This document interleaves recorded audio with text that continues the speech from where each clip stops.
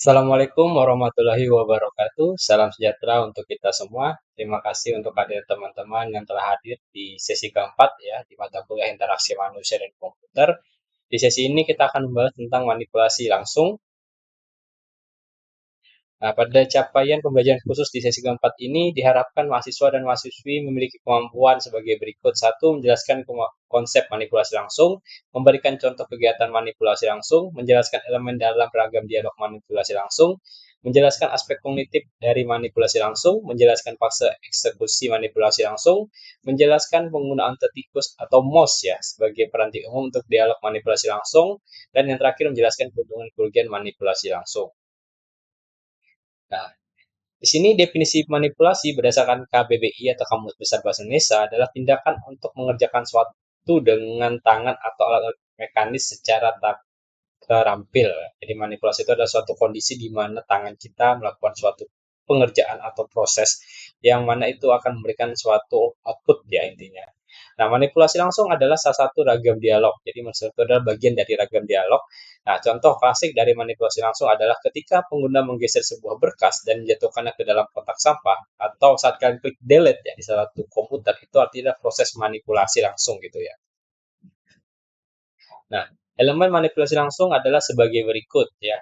Ada tiga. Pertama, penyajian visual dari objek yang akan dimanipulasi. Yang dua, tindakan fisik sebagai pengganti teks masukan atau teks input. Dan yang terakhir adalah reaksi langsung yang dapat dilihat. Nah, kalau sifat manipulasi langsung ada empat, yaitu sederhana, langsung, mudah digunakan, dan mudah diingat. Nah, itu adalah elemen dan sifat dari manipulasi langsung. Nah, ide utama manipulasi langsung ada tiga ya. Pertama adalah penampakan objek dan tindakan yang dilakukan pengguna. Dua, cepat dapat dibalik atau dibatalkan tindakan peningkat. Tiga, penggantian perintah yang diketik dengan tindakan menunjuk ke objek yang diinginkan. Ya, pada dasarnya yang kalian sering gunakan di komputer itu melakukan delete, update, ya, create, dan lain sebagainya. Itu adalah contoh dari manipulasi langsung. Nah, aspek kognitif dari manipulasi langsung adalah pertama menyatakan bahwa directness atau menunjukkan jarak antara yang dipikirkan oleh pengguna dengan kebutuhan fisik dari sistem yang digunakan. Jarak yang pendek berarti menerjemahkan antara yang dipikirkan pengguna sesuai dengan tujuan. Misalnya kita ingin menghapus ya kita klik kanan delete atau klik delete di keyboard. Nah, itu salah satu contohnya. Nah, istilah directness ini digunakan untuk menunjukkan perasaan yang timbul sebagai hasil dari interaksi yang terbuka. Istilah interaksi yang digunakan untuk karena faktor-faktor mengaruhi pembangkitan perasaan atau directness-nya. Jadi misalnya nih kalian ingin menghapus ternyata komputer lambat dan lain sebagainya, jadi ke suatu delay atau ya agak lag lah dan sebagainya, membuat suatu kondisi di mana kita kadang ingin mau cepat malah jadi rasa emosi gitu dan sebagainya. Nah, aspek kedua dari directness ini berurusan dengan perasaan keterlibatan atau engagement yang secara kualitatif. Perasaan ini harus dimiliki oleh pengguna ketika melakukan manipulasi secara langsung terhadap suatu objek di layar atau melakukan proses create atau apa dan lain sebagainya, mau update, delete dan sebagainya itu untuk menjalankan suatu objek yang muncul di layar tetapi dengan objek semantik dari tujuan dan keinginan pengguna. Nah, sebagai contoh, ketika pengguna sedang menganalisis data, maka ia manipulasi datanya sendiri. Ketika pengguna sedang bermain solitaire atau main game lah dan sebagainya, sebuah permainan kartu atau lain sebagainya, maka pengguna harus memanipulasi dunia permainan solitaire-nya ya, atau kalian bisa ya, seperti sesuai lah dengan game yang kalian ingin manfaatkan. Kalian main bola, ya manipulasinya seperti apa main bola ya, berarti mau passing, shooting dan lain sebagainya, running dan lain sebagainya gitu ya. Nah, manipulasi program dan manipulasi isi. Manipulasi program itu adalah cara pengguna menggunakan program aplikasi untuk menyelesaikan suatu tugas, programming, website, itu menampilkan atau membuat visualisasi yang bisa digunakan oleh orang dimanapun dia berada, ya, salah satu contohnya. Manipulasi program antara lain terdiri atas tindakan seperti menekan tombol dan menggulung, dan dapat diakses secara seragam oleh pengguna. Nah, management program tidak memerlukan keahlian dan pelatihan khusus dan biasanya terfokus pada pengolahan program itu sendiri serta antarmukanya. Ya, contohnya sederhana Word atau Office lah ya, yang sering kalian gunakan. Jadi tidak perlu terlalu berlatih ya kalau kalian sudah terbiasa. Tapi tetap ya pada dasar awalnya tetap harus dicoba dulu. Habis itu biasanya kalau orang IT itu langsung lebih mudah memahami gitu ya. Habis itu manipulasi isi. Manipulasi isi lebih merujuk kepada data yang diolah oleh program tersebut. Manipulasi isi menyangkut pembentukan, modifikasi, pemindahan secara manual dan langsung menggunakan peranti petunjuk. Dan yang terakhir, meskipun hal ini dapat dilakukan oleh setiap orang, hasil akhirnya dipengaruhi oleh keahlian dan kecerdikan pengguna. Ya, seperti Excel lah contohnya. Excel itu kan punya data di dalamnya. Nah, mengolahnya itu tergantung kita mau cara cepat atau cara lambat. Ya, kalau misalnya menggunakan fitur Excel yang sudah disediakan kita bisa lebih cepat. Tapi kalau kita buat sendiri fiturnya itu juga lebih agak lambat gitu. Jadi tergantung bagaimana kita memanfaatkan suatu tools yang sudah disediakan oleh suatu program tersebut. Nah, fitur manipulasi langsung adalah sebagai berikut ya. Ada beberapa fitur. Pertama, penampakan objek ya yang menjadi perhatian yaitu visualisasi intinya ya. Visualisasi dari suatu sistem yang menampilkan suatu sistem yang di program yang dibuat gitu. Penggantian bahasa perintah yang rumit dengan suatu tindakan yang manipulasi objek yang nampak secara langsung sehingga disebut dengan manipulasi langsung. Jadi contoh lah, kalian ngeklikkan kalau di Photoshop misalnya kalian tinggal drag and drop gambarnya atau di Figma drag and drop atau di Canva dan sebagainya itu salah satu contohnya. Tindakan bertahap pada antarmuka dengan umpan balik segera untuk semua tindakan yang diambil. Ini biasanya dari command line biasanya ya. Kalau contoh seperti ini atau contohnya di Adobe ya ada fitur sekarang AI yang punya fitur feedback ya atau sesuai nggak dengan apa yang kita minta ya melalui AI itu. Habis itu kebenaran sintaksis untuk semua tindakan sehingga semua tindakan pengguna merupakan langkah yang sesuai atau yang sudah diatur sesuai SOP lah ya. Dan yang terakhir semua tindakan dapat dibatalkan sehingga pengguna dirangsang untuk menjelajah suatu produk tanpa takut konsekuensi karena melakukan kesalahan itu tadi. Misalnya kalau terdelete datanya, misalnya di recovery datanya, nah itu salah satu contohnya.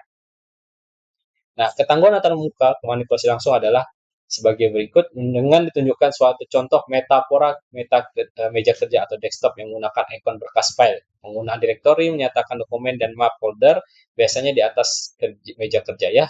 Pada dasarnya kalian bisa lihat penggunaan metafora yang kalian gunakan di Word itu kan ada logo simbol, ada logo A besar, A kecil, ada logo paragraf dan lain sebagainya bisa kalian atur sendiri. Dan dengan menggunakan geser atau drop ya, drag and drop ya, pengguna tidak mungkin melakukan operasi yang salah secara sintaksis atau ya minim kesalahan lah intinya. Sebagai contoh, jika pengguna ingin memindahkan suatu berkas ke map yang berbeda, perintah pindahnya sendiri dijamin selalu benar meskipun pengguna membuat kesalahan dengan meletakkan pada map yang salah. Kesalahan ini dapat dideteksi dengan mudah ya, dengan kontrol Z dan lain sebagainya misalnya ya. Kalau kalian salah pindah atau salah menaruhkan itu bisa uh, di dikembalikan ya sesuai dengan yang kita inginkan. Nah, habis itu fase proses manipulasi langsung. Nah, di sini ada 3 fasenya, yaitu fase bebas, di mana fase belum pengguna melakukan tindakan. Pada fase ini tidak ada sesuatu yang terjadi. Tugas antarmuka adalah menunjukkan jenis manipulasi langsung yang dapat dilakukan oleh pengguna berdasarkan kursor di layar Ya, Word, Excel, dan satu-satu itu misalkan kita klik, oh di sini taruh letaknya dan sebagainya. Fase aktivasi, fase ketika pengguna mulai melakukan penggeseran. Pada fase ini antarmuka punya 2 tugas. Antarmuka harus secara positif menunjukkan bahwa manipulasi secara langsung sedang berjalan dan secara visual harus menunjukkan partisipan dalam tindakan tersebut. Saat kita menggeser suatu mouse, kita melihat oh gerakan antar mouse juga sesuai dengan apa yang kita gerakan gitu. Dan yang terakhir adalah fase penghentian, fase setelah pengguna melepas tombol mouse. Pada fase ini, antarmuka secara langsung harus menunjukkan kepada pengguna bahwa suatu tindakan dapat dihentikan dan menunjukkan hasil secara pasti. Ya, saat kita menggeser mouse, ternyata kita stop, kursor yang ada di dalam komputer kita juga, atau di dalam tampilan yang ada kita lihat juga stop. Nah, contohnya seperti itu. Nah, penerapan manipulasi langsung adalah ada beberapa hal, yaitu pertama kontrol proses, editor teks, simulator, kontrol lalu lintas, dan perancangan terbantu komputer atau komputer aided design. Nah, misalnya yang pertama kita bahas dulu kontrol proses. Misalnya pada pembangkitan dalam listrik dan industri, makanan berskala besar biasanya memanfaatkan tampilan visual yang berupa panel-panel kontrol yang dihubungkan ke suatu sistem pengontrol berbasis komputer. Ya, editor teks, konsep ya, WYSIWYJ ya, merupakan fenomena pengolahan kata yang memberikan kemudahan kepada pengguna. Pengguna akan mendapatkan hasil cetakan seperti apa yang akan muncul pada layar tampilan ya. Seperti apa yang kalian tekan lah. Kalau yang tekan W muncul W, Y tekan Y juga muncul Y. Kalau kalian tekan S tekan munculnya juga S sesuai dengan apa yang diinginkan. Simulator, misalnya pada simulator penerbangan, di mana seorang calon pilot seolah-olah sedang berada di dalam sebuah pesawat ya atau kalian main mobil lah dan sebagainya itu sama satu simulator yang ada di game-game lah. Habis itu kontrol lalu lintas penerbangan. Dalam hal ini dunia 3 dimensi tempat sebuah pesawat sedang menjajah dunia akan diterjemahkan ke dalam layar 2 dimensi yang ada di hadapan seorang operator ya. Ya mungkin kalian bisa lihat lah contohnya ada aplikasi ABC melihat rute pesawat ya. Yang di mana aja pesawat itu lewat, jalurnya yang mana aja. Nah, itu salah satu contohnya. Yang terakhir adalah perancangan atau komputer aided design ya. Salah satu contoh program aplikasi yang paling populer adalah AutoCAD ya, Photoshop dan lain sebagainya lah. Di mana dengan program ini kita dapat merancang suatu model pesawat terbang atau mendesain suatu produk dan lain sebagainya ya, agar sesuai dengan apa yang kita inginkan gitu. Nah, penggunaan peranti petunjuk atau mouse. Peranti petunjuk atau mouse ini merupakan suatu objek yang sangat penting pada aplikasi berbasis visual karena adanya peranti ini akan memudahkan pengguna untuk mengorasikan aplikasi, mempersingkat waktu pengguna aplikasi karena lebih mudah digerakkan itu ya. Kedua, pada aplikasi petunjuk sangat bervariasi bergantung pada perusahaan yang memproduksinya seperti Macintosh, Moreland, Microsoft gitu dan sebagainya. Pada umumnya, peranti petunjuk memiliki 3 tombol yang ada yaitu tombol kiri, kanan, dan tengah. Setiap tombol memiliki fungsi sesuai dengan aplikasi yang digunakan. Berbagai operasi yang dapat dilakukan oleh peranti petunjuk adalah menunjuk klik, klik dan geser, klik ganda, klik nada, dan geser ganda. Itu salah satu fitur-fitur yang bisa dimanfaatkan menggunakan mouse. Nah, keuntungan kerugian manipulasi langsung adalah satu, keuntungannya mempunyai analogi yang jelas dengan suatu pekerjaan yang nyata. Dua, mengurangi waktu pembelajaran. Tiga, memberikan tantangan yang untuk mengkreasi pekerjaan yang nyata. Keempat, penampilan visual yang bagus. Kelima, mudah dioperasikan. Keenam, tersedia berbagai perangkat bantu untuk merancang ragam dialog manipulasi langsung. Nah, kerugiannya adalah memerlukan program yang rumit dan bukan besar. Dua, memerlukan tampilan grafis berkinerja tinggi. Tiga, memerlukan peranti masukan seperti mouse, trackball, dan lain sebagainya untuk inputannya. Yang terakhir, memerlukan perancangan tampilan dengan kualifikasi tertentu. Oke, sekian untuk materi hari ini. Tetap semangat belajar. Jangan lupa untuk membaca modul juga agar lebih memahami materi yang disampaikan. Dan jangan lupa untuk mengerjakan kuis, diskusi, dan tugas yang telah diberikan. Sekian untuk materi ini. Assalamualaikum warahmatullahi wabarakatuh.